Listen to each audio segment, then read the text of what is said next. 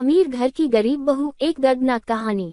भूमिका। कहते हैं कि शादी सिर्फ दो लोगों का ही नहीं बल्कि दो परिवारों का भी मिलन होता है। लेकिन जब दोनों परिवारों के बीच अमीरी गरीबी की गहरी खाई होती है तो ये रिश्ता संघर्ष बन जाता है। ये कहानी है सिम्मी की, जो एक गरीब परिवार की सीधी सादी लड़की थी, लेकिन उसकी शादी एक अमीर घर में हुई। उसे लगा था कि उसकी जिंदगी अब खुशियों से भर जाएगी, लेकिन उसे नहीं पता था कि अमीर घर की बहू बनने का क्या मतलब होता है। पहला भाग, गरीब घर की बेटी बनी अमीर घर की बहू। सिम्मी एक गरीब परिवार में पली बड़ी थी। उसके माता पिता ने बड़ी मुश्किलों से उसका पालन पोषण किया। जब उसकी शादी विवेक से तय हुई तो पूरे मोहल्ले में चर्चा होने लगी कि गरीब सिम्मी अब अमीर घर की बहू बनने जा रही है। शादी के बाद जब वह ससुराल पहुंची तो उसे लगा कि यह किसी सपनों के महल से कम नहीं है। बड़ा सा बंगला, नौकर चाकर, महंगी गाड़ियां, ये सब देखकर उसकी आंखें चमक उठी। लेकिन ये चमक ज्यादा देर तक नहीं टिक पाई। दूसरा भाग, ससुराल की सच्चाई। सिम्मी को जल्द ही एहसास हुआ कि अमीर घर की बहू होना उतना आसान नहीं जितना वह सोच रही थी। शादी के कुछ ही दिनों बाद उसकी सास, नंद और जेठानी ने उसे नीचा दिखाना शुरू कर दिया। सास सविता देवी, अरे इस गरीब लड़की को तो ढंग से चाय बनानी भी नहीं आती। नंद प्रियंका, भैया ने इसे क्यों चुना, कोई हाई फाई लड़की लाते तो अच्छा होता। जेठानी सोनाली, हमारी सोसाइटी में इसे साथ लेकर जाना भी शर्म की बात होगी।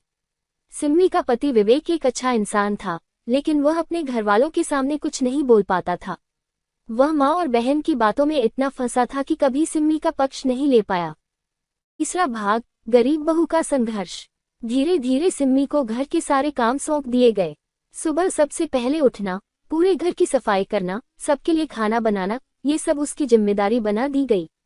नौकर होते हुए भी सिम्मी से ऐसे काम करवाए जाते थे जैसे वह कोई नौकरानी हो। एक दिन सिम्मी ने गलती से महंगे कप में चाय गिरा दी। बस फिर क्या था, सासू माँ आग बबूला हो गईं। सास सविता देवी, तुम्हारे गरीब घर में ऐसे कप मिलते भी हैं, ये हमारी शान के खिलाफ है। सिम्मी का दिल टूट गया।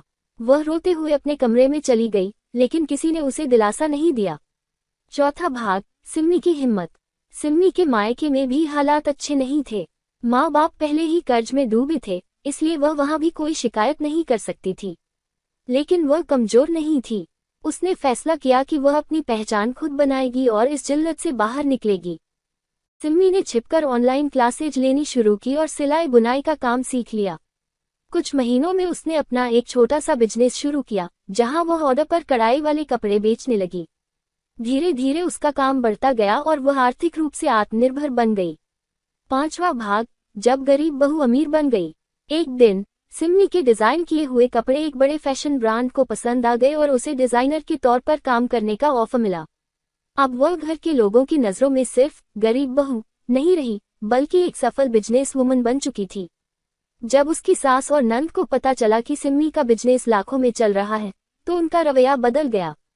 वही सास जो कभी ताने मारती थी, अब कहने लगी, अरे हमारी सिम्मी तो बहुत टैलेंटेड है। लेकिन अब सिम्मी को किसी की स्वीकृति की जरूरत नहीं थी, उसने खुद को साबित कर दिया था। निष्कर्ष, अमीरी गरीबी से बढ़कर आत्मनिर्भरता। सिम्मी की कहानी हमें ये सिखाती है कि गरीब होना कोई अपराध नहीं, लेकिन खुद को कमजोर समझना सबसे बड़ी गलती है। अमीर घर की बहू बनना आसान नहीं था, लेकिन उसने अपने हुनर और मेहनत से अपनी पहचान बना ली। अगर कोई आपकी काबिलियत पर शक करे तो चुप न बैठें। अपने सपनों को पूरा करें, क्योंकि सफलता का कोई धर्म, जाति या आर्थिक स्थिति नहीं होती। अमीर घर में बहू बनकर आई थी, लेकिन खुद की मेहनत से अमीरी कमा ली।